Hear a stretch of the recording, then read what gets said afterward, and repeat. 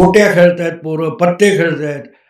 पोरांना फटके देऊन त्यांनी संघाच्या शाखेत पाठवलं. त्यांची अपेक्षा होती की तुम्ही त्या हिंदू पोरांना आक्रमक का बनवत. जे लोक 99 वर्षे एक संघटना चालवत आहेत त्यांना तुम्ही शहाणपण शिकवणार का. हा देश हिंदू बहुसंख्य आहेत म्हणून सेक्युलर आहे, पण त्यांची जागा त्यांना दाखवली. आणि दाखवणारे कोण आहेत? अमित शहा आणि नरेंद्र मोदी. संघाचा द्वेष करतात, तो वैचारिक द्वेष पण नाहीये, तो आपल्या अपयशाचा द्वेष आहे. संघाचं यश हे त्याच्यात आहे की ते काळानुसार बदलायला तयार राहील. बरोबर. हे खरं तर एक प्रकारे हा इब्न खालदूनचा सिद्धांत आहे की घराणेशाही ही 3ऱ्या किंवा 4थ्या पिढीत उद्ध्वस्त होते आणि वारसच उद्ध्वस्त करतात. नंतर संघाशी टक्कर घेण्यासाठी राष्ट्रसेवा दल निर्माण झालं.